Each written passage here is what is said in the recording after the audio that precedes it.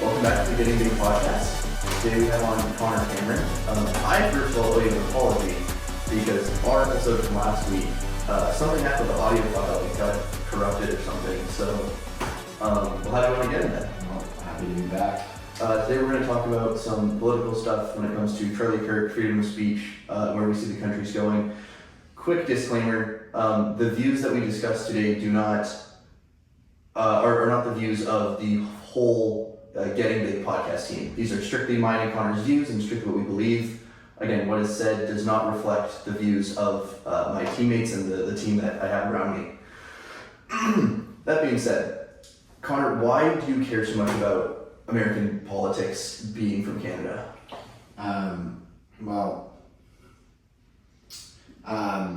I spent a lot of time in the United States since I've been born. We've always vacationed to the United States. My dad's always done business in the United States. And we spend quite a bit of time, almost half the year usually, in the United States of America. The most time you can spend in the States as a Canadian, we spend between Idaho, Scottsdale, places that we travel to, Dallas, Texas, across the board. And so that's kind of why I care. I care about politics. I think everyone should. I think everyone should have a view.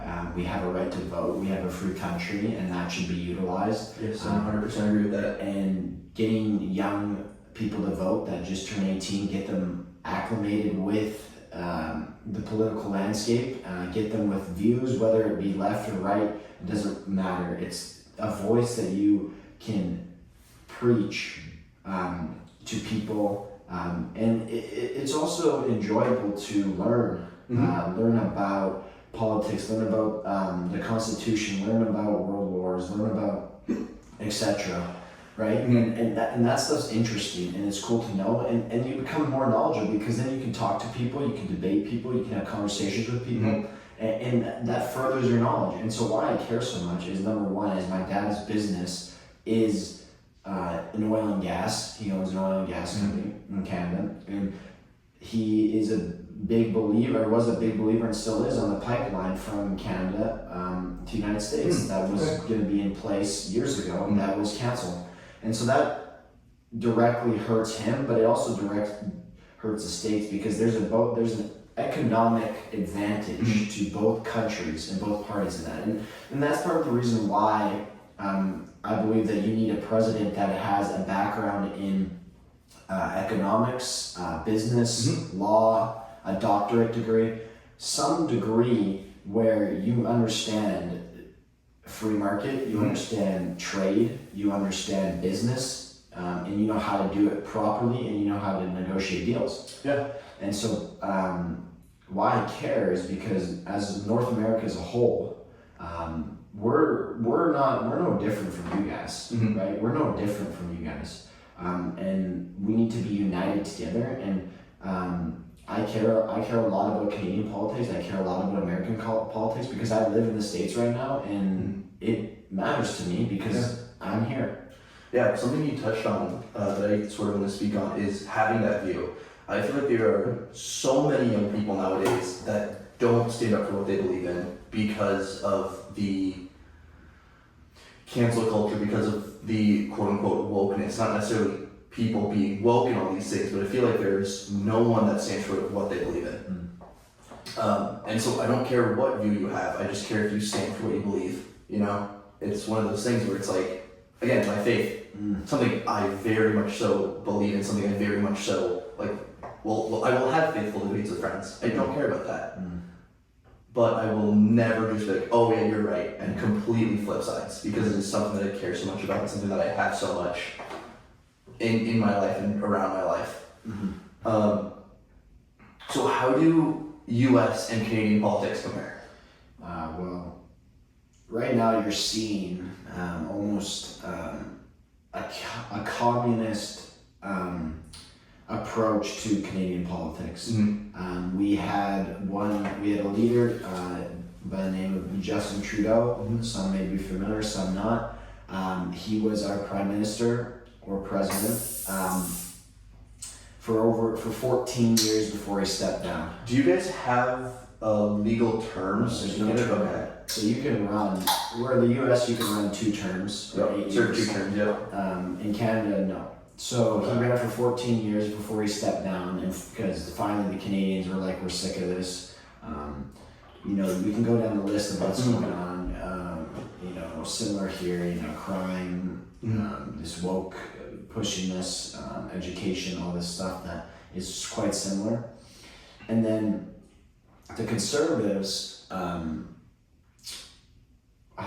they've been kind of praying for, you know, their moment where they can really step in and save them. And, you know, ran a great campaign, 64% to win the election, and ended up losing to the Liberals. That's to the guy by the name of Mark Carney, who everyone says he's an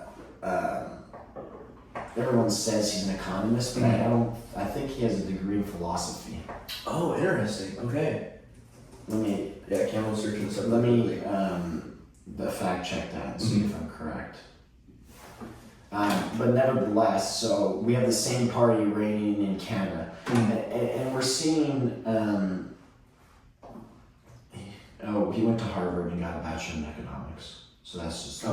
And then he went to University of Oxford, State Peters College, philosophy and economics, and then University of Oxford, philosophy and economics. Dude, that's... So anyway, we have the same party, right? My point is you need to do what's best for Canadians, not what's best for yourself. Completely. And that's not just Canada. That's every president. That's every prime minister. That's every governor. That's every senator. They need to be doing it for the best interests of the people, not for themselves. And what we've seen is it's a lot of self-interest people getting power, and which is dangerous. And that's part of the reason why, you know, today it's hard. It's a hard job, and it's hard to know, you know, who's going to do the right thing. Yep. Because you see, they debate, you know, they chat, they talk. Oh, we're going to do this. We're going to do this. But are you going to do this, or are you just saying that so you get voted? And one of the things was a flaw in the Harris campaign was they never talked about any issues that Americans care about. They didn't actually say, we're going to do this. It was more, oh, they're doing this, and we don't like it. And it's like, well, that's not what American people wanted. They wanted someone to talk about immigration. They wanted someone to talk about healthcare. They want, like, you look at the issues during the election, border security, like, you know, find monetary policies, stuff like that. And the Harris campaign was not talking about that. They were talking about stuff that Americans really weren't worried about right there. Yeah. And that's why you see President Trump win Pennsylvania. You see him win these states. Like, it's because he's talking about what he's going to do to help better the lives of Americans. When you can't pay for groceries, when gas is so expensive, those are the 2 necessities to live. Housing problems. Dude, yeah. That's what people care about. How are they going to live? How are they going to feed their families? And how are they going to get the money to feed their families? Yeah, that's one of those things. I voted for Harris. Strictly because I feel as though Trump as a person isn't the best role model to lead the U.S. With some of his past, but then also sort of the way he is with other things. And I think a lot of what he says is more of a joke than anything, or it comes off incorrectly to a lot of people, you know? And do I think Kamala would have ran the country better? I don't necessarily agree, but... Yeah, I'm not saying no. Yeah, I don't necessarily agree. And there's overlap problems that we're seeing. And there's things that we're seeing that people are now looking at being unconstitutional that Trump has done. Bringing National Guard into these cities that have really high crime rates, or crime rate has supposedly fallen. I don't know the exact numbers, I just know these are stories I've heard. Which I think is interesting. Do these people in these cities need this help? I think they do. Do the police in these cities need this help? I think they do, because in Oregon specifically, we had a excuse me, we had a law get passed a number of years ago that was a user's limit law. So if you had any, it might not be any, but if you had certain drugs that were under a certain weight that were considered a user's amount, you legally couldn't be sent to jail for it. And so what did we see? We saw a bunch of homeless people increase. Yep. We saw a bunch of crime increase. And sure, this might be limiting the police factor, and it might be giving the police things that they have to focus on more, like bigger problems, right? But is that bettering the people in Oregon? Is that bettering the people in downtown Eugene that are tweaking off of fentanyl and meth and heroin and all of these other drugs? In my opinion, no. And I have a sister who is an addict, which is super unfortunate. I love her, and she's amazing. I haven't heard from her in a number of years.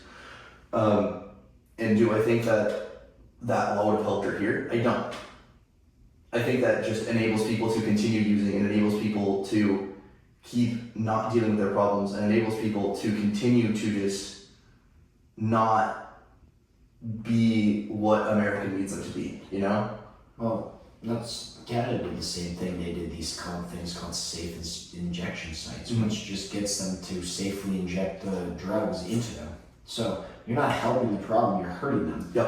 You need to help these guys get clean. You need to help these guys, ladies and gentlemen, I don't mean just guys. Yeah. Every homeless person, one that doesn't have a house, get them off drugs, get them back with their families, get them working, because there's a family that loves them. Someone else, the person that is out there is a son, a sister, a brother, and the list goes on what they could be. And there's people that love them. But what the saddest part about it is when the parents or when your family gives up on you, that's when you know that you need, like, it's hard to help you. Yeah. And when you talk about Kamala, running against President Trump, and you talk about who he is as a person, that is, a lot of people say that, and he has for sure said some things on Twitter, said some things that are probably questionable as a president. Although I will say, and I will give credit even to both sides, it's not one side, he has done a lot better about speaking stuff like that on Twitter, online. His footprint has been a lot better. I thought he's backed a lot. I think my view is the first term was a trial term. Okay, what how can I make it better, but what also can I learn? And so I think the second term he's learned a lot, and this is like where it's going to be like, hey, this is what we're doing because I've seen this before. And so I would argue that just because in the past he said some things that maybe are unprofessional or, for lack of a better word, I would say that he has turned the page for the most part, and you haven't seen that side of him anymore. I think he's taken it a lot more seriously. I think you see him, really lead the country in the direction that it should be going. And he's done a lot of great things, and I think he'll continue to do a lot of great things. And I think he'll learn that, having a heavy social media footprint in that way is not what a president should do, and it's not what the people want. Yeah, I can very much agree with that. I feel like having that social media presence doesn't necessarily help, or doesn't help with your image whatsoever, especially when you're in that role. If you're saying all these things, now you can see who's liked reels on Instagram, so those things are like, okay, I guess he was like this reel, and there's a bunch of people that follow Trump that sees like a specific reel, and that can sway people one way or another.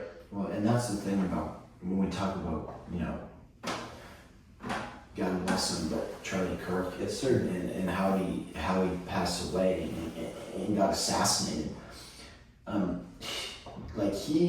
He's a conservative. Well, let's just state the facts. He's a conservative activist who founded Turning Point USA, and he was shot and killed on September 10th this year, speaking at Utah Valley. And that's part of what Turning Point USA was, and why he founded it is because he thought, which is true by the way, that kids at universities are lost and they don't know what to think. Yep. So he gave them reason to think a certain way. That doesn't mean, and by the way, it's freedom of speech. Mm-hmm. He has that view, and it differs from probably a lot of different people. Mm-hmm. But the core of the issue is a God-fearing man who's a father and who has a wife and kids. He's a family. That's who he is. Whether or not you agree that on everything he says, I don't necessarily agree on everything he says. I don't either. But as a young man in America, he definitely speaks to me. It's similar, like Andrew Tate. A lot of people don't agree with a lot of the things he says, but why do young men gravitate towards his content?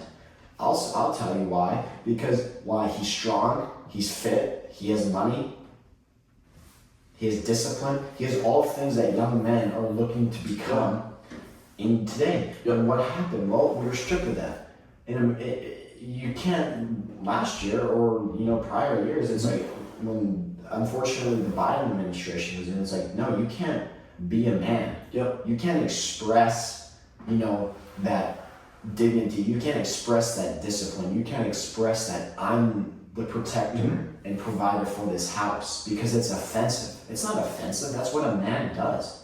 And that's what we're called to do in the Bible. And so we get swayed and our views get skewed because of this misinformation.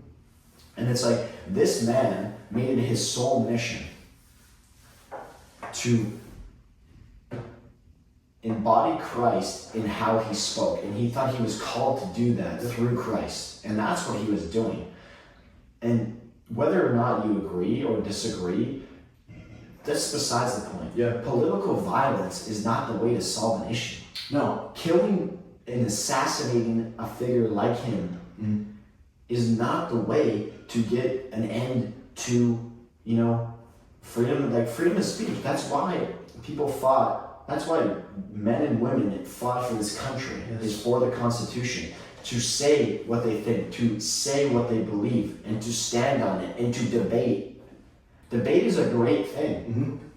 Conversation is a great thing. Disagreeing with people is a great thing. Because why? If you actually are in the right mind, you can understand where they're coming from, and you can decide whether or not you choose to believe it or not.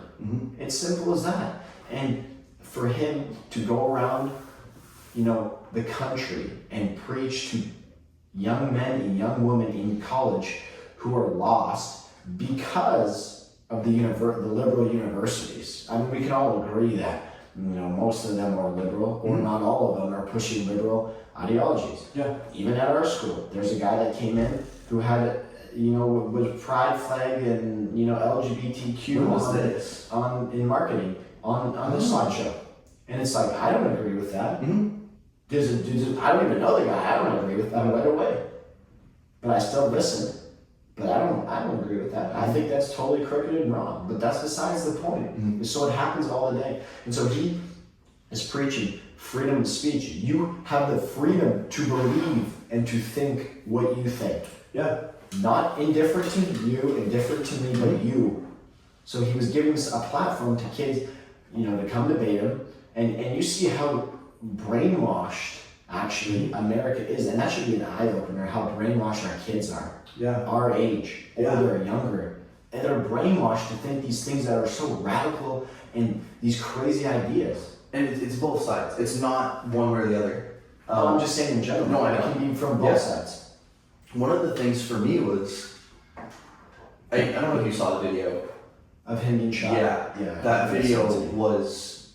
And that doesn't... And before you say this, people who are mocking and saying crazy things like he deserved it, all this stuff, you deserve to be condemned, because that is unacceptable. You should, and you can say that for sure, but that is not the right way to approach. I would agree. And I will say this, and this I believe this to be true. The left always is talking about gun control, all this stuff, but yet they're the ones who become radical and kill people. This is, I think, one of those turning points in the country where now that you have the left fighting for gun rights, it makes it goes full circle. You know what I mean? Like, I mean, if we look at, this is diving into slightly the topic, but if we look at every other political assassination, if we look at Martin Luther King, if we look at Abraham Lincoln, if we look at the attempts on multiple presidents, right, JFK, what has always been the overarching outcome to all of these assassinations? Usually what they were fighting for happens, right? Martin Luther King, civil rights, got assassinated, and it was already happening when he was alive, right? But after his assassination, there were all these marches, there were all these rallies, there were all these things, there were all these massive protests, right? Civil rights becomes enacted.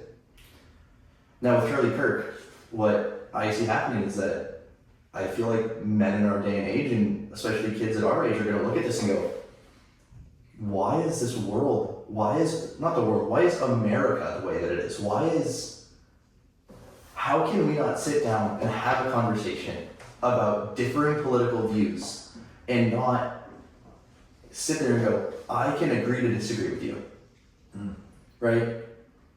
Like, we're able to sit here and have this conversation and not get upset with each other because faith, because the Bible calls us to love each other as our neighbor, or love each other as love your neighbor. Yeah, exactly. And we can sit here and we can have this conversation and go, look, I might not agree with you, but guess what? We're still brothers in Christ. We're still teammates, right? We're still all these things. I love you and I care about you, and I feel like there's going to be this massive shift that happens where people are now going to have to sit down and go, oh shit. I now need to be able to have these hard conversations and not take it personally. Well, I think that's a great point, and I think you see an America that is united, actually, that has brought people together because of this. And there's a lot of people. I don't know what the number was, but there was a great number of people that voted or that are Democrats that shifted to the right after seeing that, because they understand that the country is built on the best founding documents in the world. First of all. Yep. And second of all, freedom of speech is something that everyone seems to be taking for granted. And there's places in the world that you can't say what you think. That if you do, you get killed. Yeah. And that's a serious thing, saying what you believe and getting killed for it. So to be in the greatest country in the world, not just because of the freedom of speech, but for many different reasons, you see people starting to realize, hey, I can say what I believe, and people might not agree with it, but we're still bleed red. Yep. Red, white, and blue. We're still American. I don't care if you're, Trump said this and it was beautiful. He's like, I don't care if you're black, brown, whatever, man, woman, Christian, not blah, blah, blah, go down the whole thing. We all bleed red. Yep. And that's such a powerful, as a leader, that's such a powerful, speech to give, because it shows that, even though we're divided, you're American at the end of the day. Yeah. And, this guy, this young kid who decided to, go the lengths to pull off an assassination of this kind.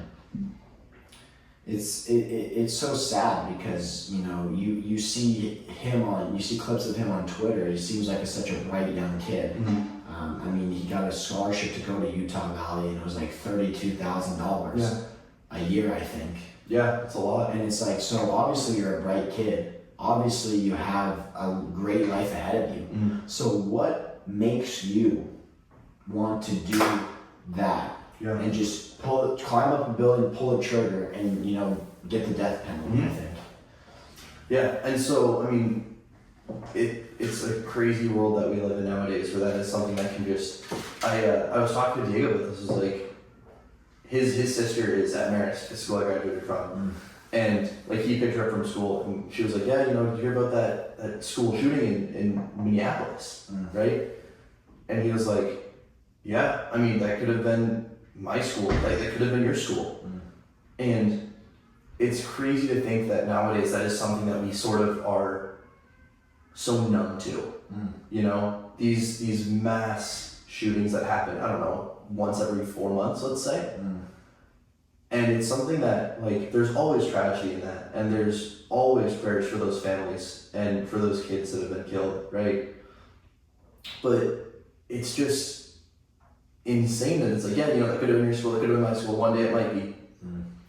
And we're just sort of numb to that fact. And I don't think gun control fixes it. I think at a younger age, we need to sort of do a debate class type of thing where, guess what? You're given a view, or you're given a topic, you do the research, someone else has a different topic than you, they've done their research, and you guys debate it. And it's not meant to turn into a hostile environment, it's not meant to turn into kids hating each other, it's meant to turn into, we can have differing views, we can have differing opinions, but still come out on the same side. Right. And I don't think that's done enough today. I don't think there's enough kids that have taken a newspaper class. I don't think there's enough kids that have taken or done debate team in high school. Yeah, because it's uncool. Yeah. Well, and there's also, you bring up a great point, and there's also a difference between hate speech and freedom of speech. Yep. There's a complete difference, and people continue to mix up hate speech and freedom of speech, and then what happens? You get censorship. Yep. And versus accountability. So it's simple. Hate speech is me saying something hateful towards you, like, "Oh, you're white and fat." Not true. Not true. I'm just giving shit. I know. I'm just saying, you're black, whatever. That's hate speech. Yeah. Attacking someone, individual, or because of culture, blah, blah, blah, that's hate speech. Freedom of speech is saying, well, President Trump said this and I agree with it. Okay, so what's wrong with that? Oh, because you don't agree with it, you're going to throw a fit. And it's like, no. Well, why don't you look? But and the saddest thing is you see these people go up and talk to Charlie Kirk about, these hot topics. They're all hot topics, and you see them go up to them. Yeah, 100%. And you see them yelling. I'm not even kidding. Like, look at the clips. I mean, you see them yelling and screaming at him, and you won't even let them talk. It's like, that's not debate. That's one-sided. You voicing your opinion in a way that is being heard, but it's not, because everyone's making fun of you because you're yelling. Yeah, completely. If you want abortion, for example, is different than his.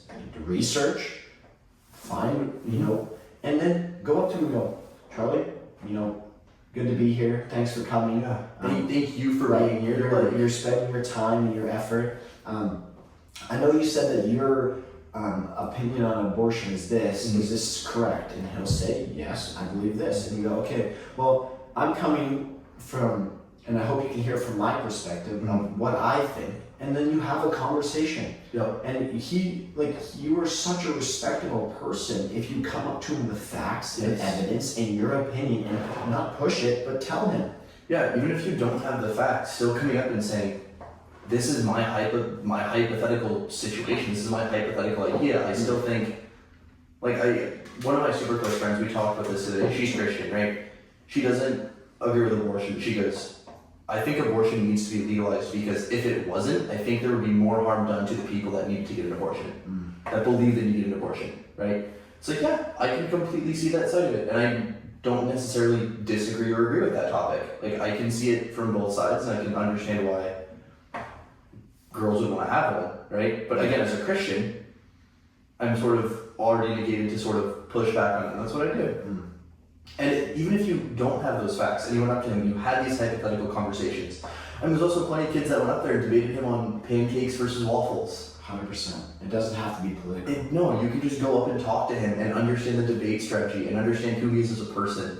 First and foremost, I think that's what people need to understand, is that Charlie Kirk was a person. He was a father. He was a husband, right? He wasn't some piece of propaganda that was inserted to do these things by any side of the government. He did this out of his own free will because he felt as though kids needed to understand and know what they are doing and why they're doing it. Him not going to college, but then still going to college campuses and preaching, "I can go to college. You don't need college," right? I have part of that in me where it's like, if I'm going to work on a car, if I'm going to work on a car, I'll YouTube it. I don't need to go get some sort of degree in mechanics to do this stuff. I might if I need to get a job somewhere.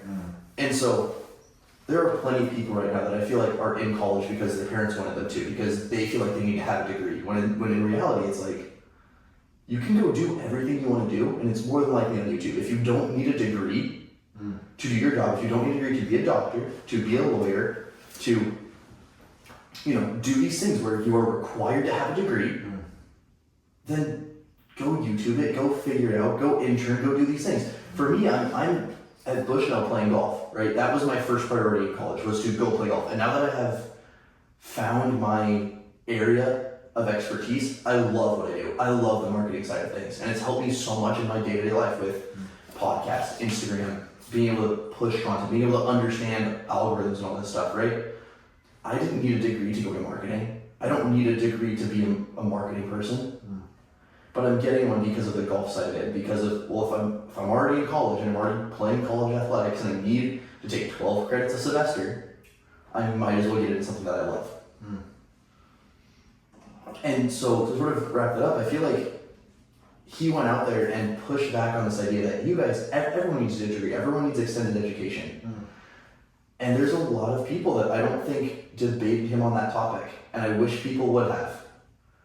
Because that's one of those things where, again, I feel like there are so many, I feel like the reason that so many people are lost in college is because they are there to just go get a piece of paper and then leave, and they don't really know why they're there. And I don't know, it's just one of those things. Like, I don't necessarily know if I see it in my day-to-day life, but the overarching and like what happened to Charlie Kirk sort of shows that no one really knows why they are in college or the reason they're in college. And if you're there because you love it, then great. But if you hate going to class, if you hate doing all these things, if you hate reading, if you hate textbooks, then why are you continuing to pursue something that you hate? Well, that's so true. And the guy, I saw a clip, Charlie Kirk has multiple times, doesn't read college, and that's fine. Yeah. And some kid came up and goes, so you say this college is a scam, but I'm learning and I've been here for 4 years or whatever it is. And he goes, and what's your major? English. Well, name this type of book. Can. Yep. Name this type of book. Can. And so I think, to your point, that's exactly what he did. Went through the motions. Yeah. And I think some of these people just go up there just to for the clip, for right. I debated Charlie Kirk. Right. Yeah. And so those people are useless. We don't care about them. But the people that actually have a good point, you see Charlie Kirk get excited. You see him, appreciate the person. It's not easy to go up there and debate him. No, dude. I mean, I don't think I've ever seen a kid sort of win that debate. Right. And so you go up there, boom, appreciates you. And you guys have a great conversation, that's great. But to your point, are you just going through the motions? Are you actually, is life happening to you, or are you happening to life? That's what really comes down to in every aspect of life. Yep. Are you just going through life, whatever happens, or no, are you controlling what you can to have the best life? And that's why I love that quote. Just like, is life happening to you, or are you having in life? Because it's so easy to ask yourself that. And so if you're just going through the motions, why do it? Yeah. Matthew McConaughey, don't half-ass it. Don't half-ass it. If I'm going to do something, I'm going to do it. That's one of my favorite. I'm going to do it. I'm going to do it 100%. Yep. I think it was on Chris Williams that said that. But it's just like so true. And it's like, if you're not gonna go to practice and really put your full effort, then don't come. If you're not gonna come to workouts in the morning with a shitty attitude and not work out and not work hard, don't come. So there's consequences to that. Yeah, completely. Not only just for the team, but for yourself. Yes. Because when you look in the mirror, you go, I didn't give it all today. Yeah. And some days you're tired. You can, but give everything you can. So when you look back, you have no regrets. When you look back in the mirror, you go, you know what? I did what I could. If your 100% is 50%, give the 50%. Right. This is a question I wanted to pose you. It's a little off topic, and I wanted to pose it to Coach as well. So the people that are going, that once you get better at golf should already be in the gym, correct? Correct. So if the people that are showing up to workouts late, not showing up at all, right, are already in the gym, then why do team workouts? Because again, like me, I'm in the gym 3 to 5 days a week. I try to be in the gym, right? You're in the gym, right? We are trying to actively always be getting better. If we're gonna force these people to be in the weight room at 6:30 in the morning, that already don't want to go work out in general, like how does that help them? But also, how does that help the team? Well, first of all, that's a terrible mindset. No, I know. This is just a question. Lack of discipline is number one. Terrible mindset is number two. Okay. And simply because of this, we're a team, we do team activities. We are trying to get better. I don't care if you don't like to work out. I don't like to work out sometimes. Yeah. I hate weights. Sometimes I don't, like, I gotta do legs at 6:30 in the morning. I don't want to do that. Yep. But I still get up and do it. Why? Because you cannot feel worse after the gym. You always feel better. You accomplished something. You pushed yourself. You had a sense of discipline. Yep. And discipline, like I said on the first clip, that didn't get caught, but on the first episode, is discipline is doing something you hate but acting like you love it. Yep. Discipline is something doing that you hate but you do it like you love it. That's what discipline is. And for the record, working out, this is off topic too, but how many billionaires have you seen that are not in good shape? Very few. Right. Why? Because they understand the principle of the body is the temple. They understand that if they push their body and they push their brain, they'll be successful. Because that they know that step one is being healthy leads to being successful. And so what we're trying to do is we're trying to get guys, if you're specifically talking about our workouts, Coach and I are trying to get guys to push yourselves to get a little bit uncomfortable and to get stronger. That's what we're trying to do. And it's a commitment. You're also showing up for your team, which is the best thing. And that's why I always say in workouts, if you feel like giving up, push for your guy next to you. When I played hockey, it's like when we're like, and by the way, the workouts we do are pretty simple. I would agree. It's not really hard. Like show up, give effort, have a good attitude, you'll get something out of it. And it's kind of the closed mindset of like, oh, I don't want to get anything out of it. It's like, well, why not? Why not get something out of it? Why not show up for your teammates and get something out of it? We played hockey. I have grown to love our workouts. Right. Like yesterday we worked out and I was like, all right, like, I gotta do better early Tuesday night, right? And then we worked out, I came home, insanely productive, edited 3 or 4 different podcasts, and I was like, all right, cool. Went to miss class, but that's besides the point. Went to practice, did our team dinner, came home for a couple hours, went back to the gym last night, hit legs, and then woke up this morning and was like, hey, like, Reg got through our plans, we're gonna do this later. It's like, all right, cool, let's just do it now, right? And the cool thing about it is like, you should be wanting to do it for you, not for anyone else, but like, that's why I say for your teammates, because like, when we do hockey workouts, like, when you're pushing the sled, when you're doing single leg squat, like, when we're doing these exercises with like, pretty heavy weights, like, it's tough.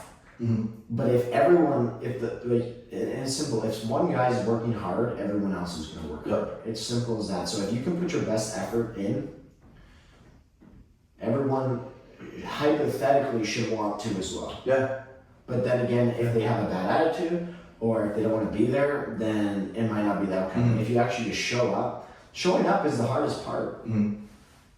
Showing up is the hardest part. That's all you show up. That's the hardest part. After that, it's fine. I mean, and that's the hardest thing for me is getting there at 6:30 in the morning. It's like, all right, cool. Tuesday night, Sunday night, I try to be in bed by like 9. Usually it's closer to like, I'll be in bed by like 9:30, 10, and fall asleep by like 11. It's like, all right, cool. 6.5 hours sleep, 7.5 hours sleep. Let's go get a workout. I can always sleep after the workout, you know? And tying this back into what we're talking about, I feel like there's a lot of people that don't have that mindset of like, I can go do something that I absolutely hate doing and get nothing out of it and be forced to go do that, like with college, or I can not want to go to college but get so much out of it because I love what I'm doing. And you pick that battle. That is a battle that you have to pick internally. No one can pick that battle for you. Connor and I can't pick that battle for our teammates, right? And it's one of those things where it's like, you gotta get up and pick your battles. We talked about little wins, and one of the like that stuck with me was like the little wins. It's like, all right, cool, getting up at 5:45. That's a little win. On Wednesday morning, making sure that I wake up, setting 2 alarms. That's a little win. That's a little win. Not yelling at your mother, that's a little win. Yep. Like there's so many little wins, and hopefully we'll get to record that first one because we talked about a lot of cool stuff. We definitely will. But like little wins, like stacking those things up over time, not only gives you a sense of purpose and accomplishment, but it shows you that how much you can grow each day and in each situation based on the little wins. Just doing the right thing and waking up, getting there, that's a little win. Doing not eating that food that day, that's a little win. Like there's so many little wins and people just totally blow it out of proportion because it's like, oh, we're only looking for those wins. The not the little wins, but like the big ones, the ones that everyone notices. Yes. And it's like, no, but you need to notice the little wins in yourself because why? That creates a sense of accomplishment in your own. Yeah. And it creates a sense of like, hey, I can do this. And you get so much, you work so hard in the dark and you get no praise. Dude, that is one of my the lights. Yes. You get tons. That's one of my biggest mindsets is I go to the gym after we work out, right? No one sees us do that. I might tell Isaac or CJ or you and be like, hey boys, I'm just gonna lift, right? But aside from that, no one on the team knows. No one on the team sees what you do outside of practice unless you have class together or unless you're on campus. No one sees the work that goes in behind the scenes to get a podcast edited, uploaded, hashtag, short form content pulled, right? Besides my team. They're the only people that understand like how much time and effort I put into this to like make it work and push it and try and get it to grow. And that's the thing is if you don't put in that work, nothing's gonna grow. If you don't put in the work behind the scenes in the dark where no one's gonna see it, nothing's gonna come of it. Sure, you can get you can post one clip and have it get 10 million views and you blow up overnight, right? How much of that is locked up? Probably a good majority. Exactly. And this is something that we talked about when I was at the Salt Company Spring Retreat was if your goal isn't godly, if your goal can't be, if your goal just takes brute forcing it and effort to make it work, then it's not a godly goal, right? And so with everything that I have done, I've tried to make my goals godly. I try to bring God into it. I try to put them on God, right? Part of this is faith-based. If the Lord is going to make this big and get the podcast as big as I want it to be, it's going to happen in His time. It's not going to happen me brute forcing it and sitting here and spending 10 hours a day trying to make everything perfect, right? We're going to have problems. We're going to have those episodes where the audio gets absolutely destroyed. I'm going to sit down and go, all right, cool, that's a wrench from my plans, but I got to learn from that. If you don't learn from your problems, if you don't learn from the mistakes, then that's the mistake. It's not learning from it. Yeah. And so all the work that people do behind the scenes that doesn't get seen, I feel like there is that mindset of like, oh my gosh, I'm so tired. I don't want to go do this today. I don't want to do this today. I don't want to go do this today. But as long as you keep that work going behind the scenes, then you're always going to be succeeding. And if you always make the goal godly, then God will almost inevitably make that goal happen. Yeah. Work in the dark shines in the light. Yeah. Getting sort of back to what we were talking about. So how does free speech in America compare to Canada?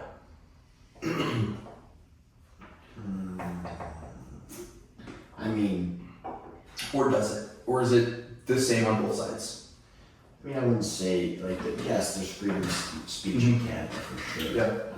Obviously, you can say what you believe in what you say. You can worship God. You can, go to church on Sundays. You can, whatever.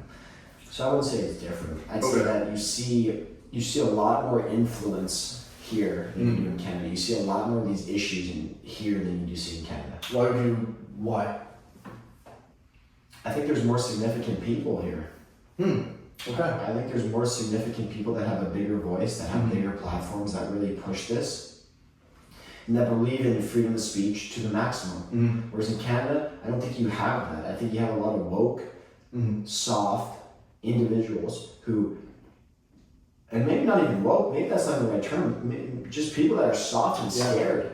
and it could be woke as well, and it could be like super conservative as well. I don't know, but like you have these soft individuals who are scared to voice their opinions because of what others may think of them. Mm-hmm. And here you have people that, and I also think it's to do with patriotism, because I think there's a lot more patriotism and patriotic people in America than there are in Canada. Mm-hmm. And I truly believe that, because the American flag and the American people really care about that. Mm-hmm. And now burning the American flag is a crime, you go to jail.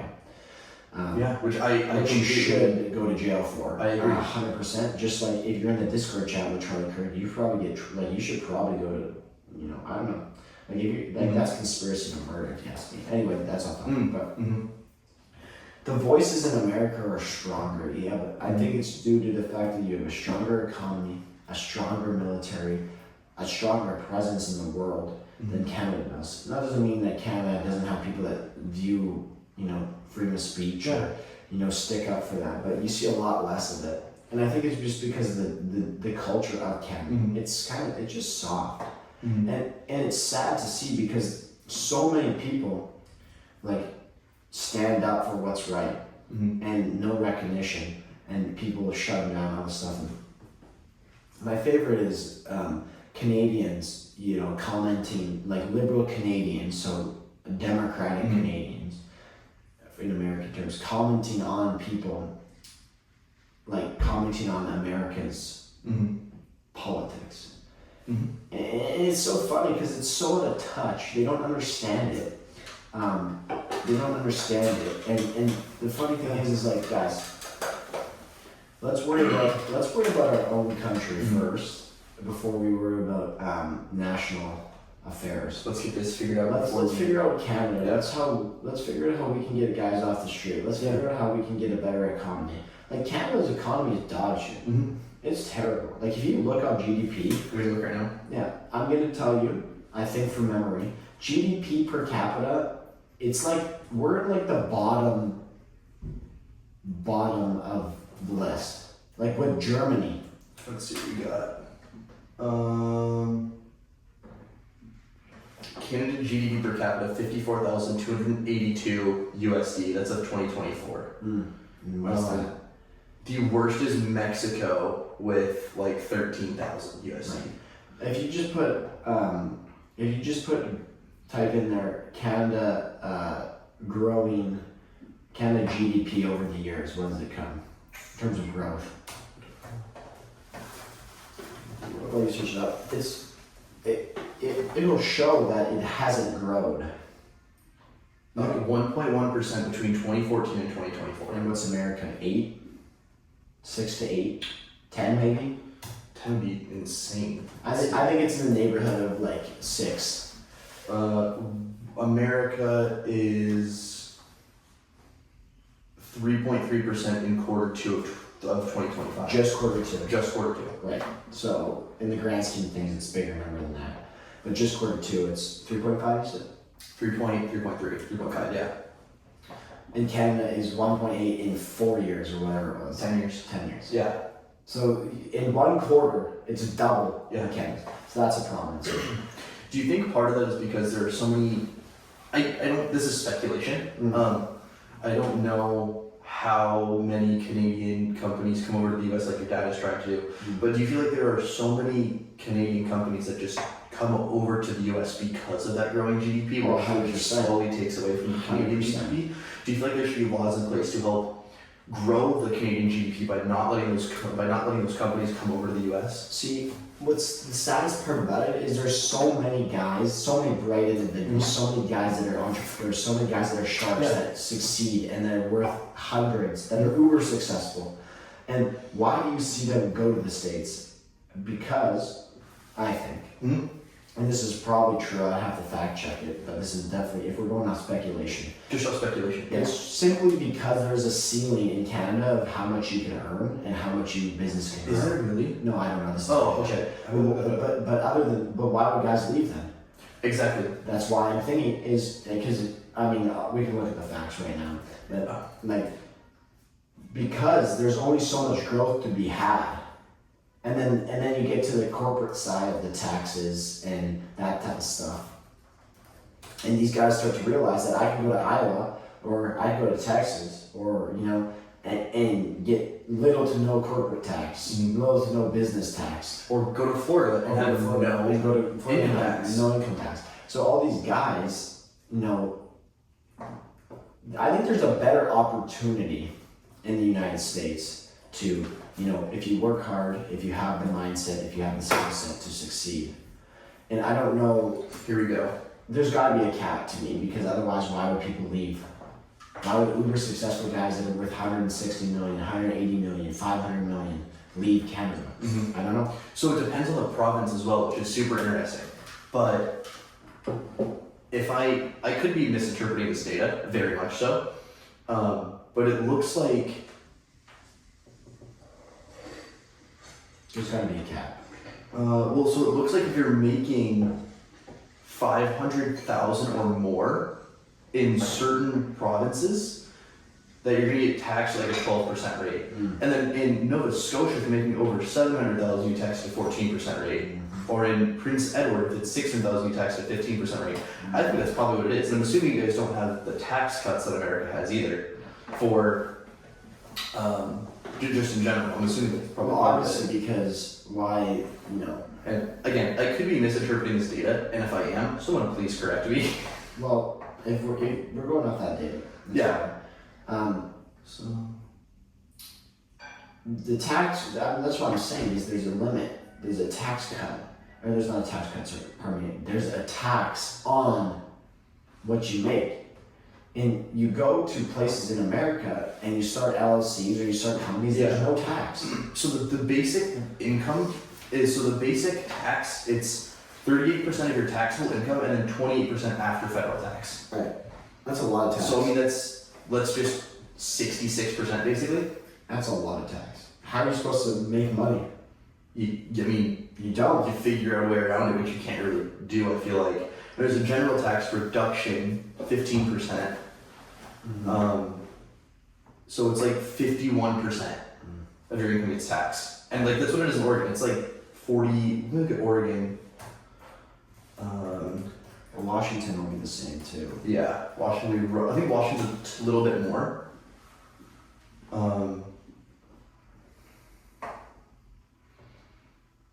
We need Oregon tax brackets. That's what we need. But yeah, to answer your question, Yeah. why guys are leaving is for exactly what you just pulled up. Yep. Tax. They can make more. That's why I said there's a ceiling, and you can make more money. So Oregon's tax brackets, it's 10% taxable income over $250,000. Which I don't necessarily, that has to be right, but that doesn't seem right. Because I think the Oregon legitimate tax rate is like 48%, something like that, where the government's taking, because that's just Oregon, and then you have the federal tax on top of that. So it's probably legitimately about 25-30% of your income gets taxed, which is part of why, as much as I love Oregon and I love being here, and this is such a good place to grow up, I really don't want to live here full time. Like, I love the Southeast and the East Coast, and part of that is politics, but also part of it is just like the less taxes. I'm going to work so hard to make the money that I work, however much money that is, right? It could be $15K, or it could be $150,000 a year, I don't care. But I'm still putting in that same amount of work to make that money, and it's getting taxed at 48%, roughly 48%. Like, how am I supposed to be able to, It's hard to make money, but at the same time, it's the easiest it's ever been. Yeah. Because, I'll tell you why, because once you get the money, once you get 3, 4 million, 10 million, it's easy to turn it into more money. It's getting it in the first place is the hardest part. Hard part is getting it, yep. Once you get it, it's easy to become rich. That's why rich guys get richer. They invest in stocks, they watch it sit. So do you believe did you believe that Trump should be giving these tax cuts for these multi-millionaire, tens of millions, these companies? Do you believe that they should be doing that? Because, so for me, I believe there should be a flat tax. Everyone gets taxed at a 10% rate. Every business. Right? Just everyone in general. Doesn't matter what you make. Everyone in general should get taxed at, let's just say 10%, right? 10% of your income goes to the government. Government uses that how they see fit, right? and then everyone's paying the same amount of taxes, everyone is giving the same percentage, and I feel like that is the best way to do it, right? Because then you don't have to go through this entire process of filling out tax brackets, you do, the process. Cuts the paperwork down by a lot. Would save a lot of trees. Because I don't understand how the tax brackets necessarily work, and I'm not a tax expert, but I do feel like there is a very high percentage of Americans that pay less in taxes, that pay more in taxes percentage-wise than what these massive companies pay percentage-wise. Not monetary-wise, but percentage-wise. There's definitely some of that. And so I ask you that based on, again, like, do you think that's a fair thing that Americans who are making less money are paying more percentage of taxes than these massive corporations are? You don't like the big beautiful bill? Yeah, it's really good for the country. It's really beautiful. It's big. It's beautiful. Well, I mean, there's obviously been, the reform in the tax cut and, the Jobs Act, and part of the big beautiful bill that was passed is what you're talking about. I want to look at the facts here. Yeah, look. I don't know the exact numbers, but I again, speculation. So state and local tax reduction increase, 40,000 from the earlier 10,000. That's from Wikipedia. That's bullshit. We use Wikipedia on this podcast. That's super actually credible sources here. So tax cuts are large. They estimate federal revenue will decrease significantly. Provisions expected to cost trillions the next decade. That's a credible source, Tax Foundation. Let's just see, in terms of GDP, let's say, there's definitely going to be increases in GDP. They're definitely going to be projected when they extend the tax cuts, and there will be growth for sure. Yeah. Let me look. In terms of like long term, if we're talking about in general, but long term fiscal sustainability, growing debt and deficit burdens would definitely lead to high interest payments, crowded spending, and future increases over time. And I mean, from a fairness standpoint, because there's cuts. There's a structure, and so a lot of people will argue that the wealthy benefit way more than many low income middle class people, and that's facts, of course. Do you believe that we should pay off the national debt? Well, I mean, you can't keep spending all this money if you're not making it. Yeah, I mean, we're $37 trillion in national debt currently as of September 2025. Yeah, and it keeps going up every day. Yeah, so it's simple. As a business, you can't keep spending money that you don't have, and as a business, you can't keep spending money if you're not making money. So eventually, you're gonna run out of money. Simple. Yeah, so which again, you gotta figure out a way to get the debt down for sure. And then where's that money gonna come from? It's gonna come out of Americans' pockets. You're gonna have to figure out a way. You're gonna have to figure out ways strategically to find ways to lower the debt, and who knows what that entails. Yeah, I don't know what it looks like. I don't know what the landscape of it looks like. Part of it is also like programs. There's like a bunch of programs that's part of the Doge thing, whether you like it or not. As an American, you should want to know what the American government is spending on. You should know where. Oh no! Yeah. You should know where the money's going, where your money's going, and that's part of the reason why Elon and Trump teamed up before they had to fall out. And I think everything's fine now. But of the Doge is he wanted to investigate what was going on. Why? Where's all this money going? Yep. Dude, I had talked to my parents about this. I didn't necessarily agree with it at first, but then I heard a great point, and that point was, well, if we need it, we'll reinstate it. And it's like, well, yeah, then why wouldn't we cut these things for a month and a half, 2 months, and see if we actually need it? Guess what, if we need it, we can hire all these people back. Do I believe in the laying off of all of these different people and all these different boards and all this stuff. Not necessarily, but I understand to a degree that a lot of the stuff that the government's spending money on probably isn't needed. Well, I mean, you can agree or disagree with what I'm going to say, but there's a great majority of the government that does nothing. I would agree. I would very much There's agree. a lot of the government employees that do nothing. Yes. And so part of the reason what Doge was is to, get rid of people that don't do anything. Yes. And whether, and I hope we can agree on that, that's useful. Yes. If you're a Fortune 500 CEO and you have your top employees earning what they're exceeding the expectation, and then you have 10 guys that are slacking, you're probably gonna get fired. Yeah. Because why? Because the CEO, he understands you're not helping me. I need to find someone who does. Yeah. And so part of the reason why losing jobs, it's they first of all they fired people, but they had 2 years to get a different job. Yeah. And you got a certain amount of money paid. You still got a certain amount of your salary while you look for another job. Yeah. Respectfully, if you work for the government and you cannot find another job after, that is to do with you and nothing to do with anyone else. I would agree. And so you should want to know taxes, what are we spending our money on? Where's our money going? What programs is our money going? Blah blah blah. Go down the list and see if you can get some money back, and to get some money back in Americans' pockets, in the government, to lower the debt. You should want to lower the debt. I mean, in the grand scheme of things, that helps the country as a whole. That in return helps with housing prices. That helps with grocery prices. That helps with gas. It does because it's economic, and it helps because you're getting more money back into America. You're getting more money into Americans' pockets, and so that helps them financially. And that's what people care about, is how they feed their families, how they heat their houses. Speaking on the whole, you brought up housing. One of the things that Charlie Kirk said that really stuck with me was these homeless people aren't homeless because they're poor.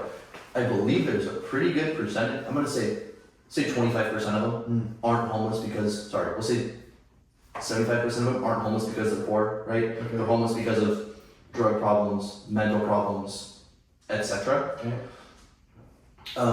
How do you fix that? Because again, how do you fix homelessness? How do you fix homelessness? Because at an institutional level, at a scientific level, people that don't want to get clean and you send them to rehab are super likely to come back on the streets and just start using again, right? 100%. And you can't go, and flooding the jails doesn't help, because if you flood the jails, then there's going to be no institutions for them to go to, right? But flooding the jails also makes it so that other people that have actually committed a lot worse crimes can't be in jail, right? So how do you fix this problem? Because if people don't want to get clean, if people don't want to fix their mental problems, and then you give them the money for an apartment, or you give them the money for a tiny home type of thing, and they're using, or they're tweaking, or their mental problems cause them to where they're disrupting other people around them, how do you fix this problem? I mean, that's a tough question to answer on the spot. What I would do, again, so I'm curious what you would do, and take a couple seconds and think about it. And what I would do is you round them all up, and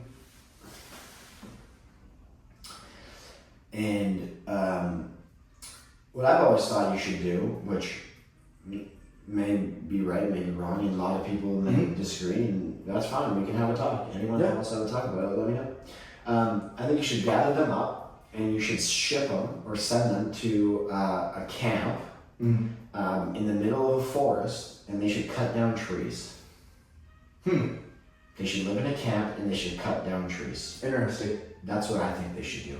For years, a year, 2 years, 3 years, I don't know, until they're, because why? You're in a community, you're in a safe environment, you're not using, you're being physical, you're starting to get your life, you're starting to use qualities that you have to use to start life again. And so you're learning and you're growing out there. And sure, maybe give them a little financial incentive. I don't know. Like, not a lot, but get them out there, get them in the community, and get them doing something like that, because there's so much to learn. And you, like, as a person, when you come back, you can learn. And so that's what I do. I would ship them out there to a forestry camp for extended amount of time. And I don't know what's going to happen. I don't know the outcome. I don't know if it's going to be good because no one's done it. But if you send them out there to a camp for an extended, let's say 5 years, or 3 years, and they get food. Like, it's not like a friggin'. It's like they're living good. Actually, they have a bed, electricity, for the first water. time. Like, you're actually giving them a sense of purpose. It's like a boot camp type of situation. Right, and see what happens. See and do a study on it and see if that helps. And then if they continue to use, then you need to figure out what you need to do about that. If they personally, if you go to a camp for 3 or 5 years and you don't use, it's probably pretty hard to start using again, I would assume. I don't know. There's probably a study on it. I'm not sure, but like, to wrap up the point, and to close on what you're saying, I'll close on 2 things. Let me pull up my notes. First, to answer your question of what I do, that's what I do. They're getting meals, they're getting shelter, they're getting water, they're getting a shower, and they're not using. They're getting physical exercise. They're in a community. I think that's a pretty good way to kind of fix it. And then if they come back and they use, then you have to kind of get extreme with what you decide to do, because if they don't come back and be useful members of society, then that's another conversation that you have to understand and what to do with those types of people. So after a year, with an initial first year relapse rate of 40 to 60%. So 40 to 60% of people relapse after a year. Then after 5 years, drop significantly to about 85%. Which is a huge number. Yeah. So I think that would be a solution. 40 to 60% is likely to continue to use, or will not have achieved a full year of continuous abstinence. 40 to 60% are likely to complete the first year without relapsing. Right. And then in 5 years, it's 85%. Right. That's a big number. Yeah. That's good. So that's what you need to kind of. I think that's one thing that you can do. But in terms of what the general idea that we talked about.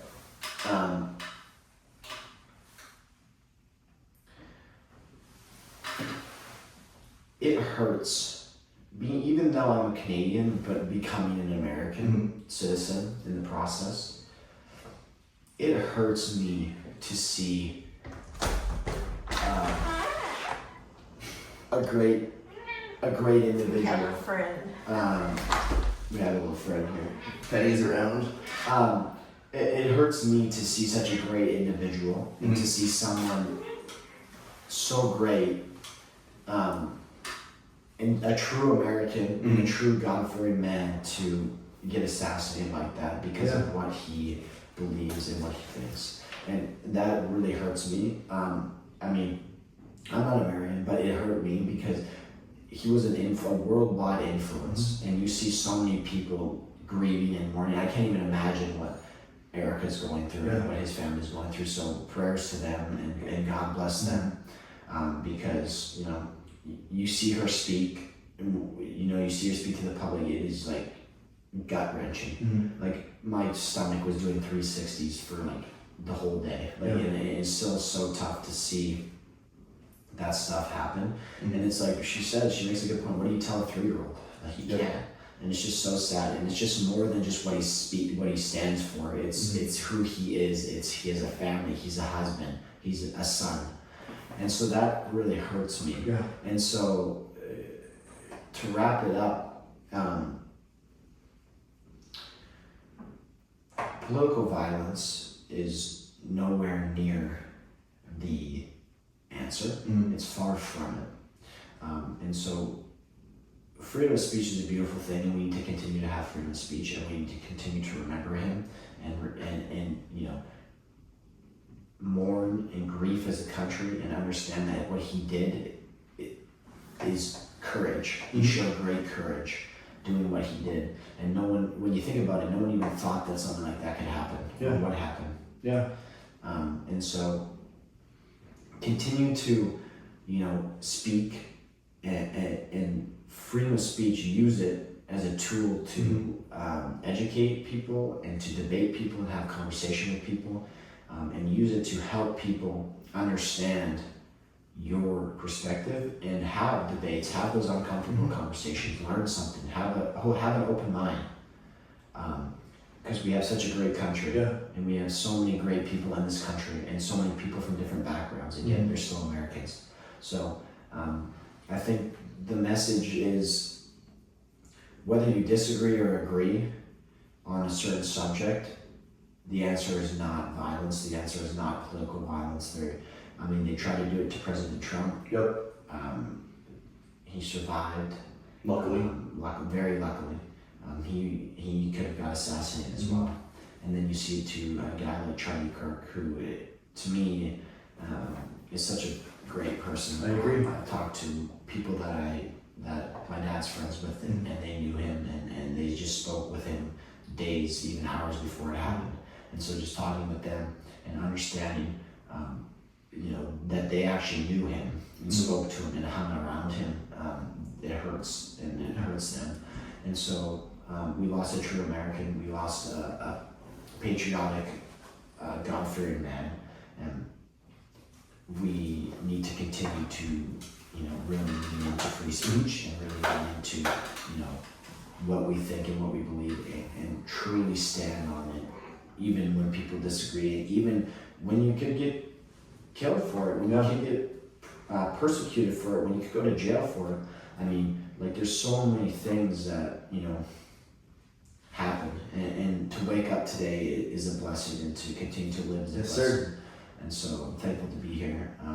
Thank you for having me on. Of course. Thank you for allowing me to share my thoughts. And, Always. It's a pleasure, and glad that we got to take the time to do this. Yeah, dude. Thank you again. We'll definitely get that episode recorded. And as always, I'm Isai.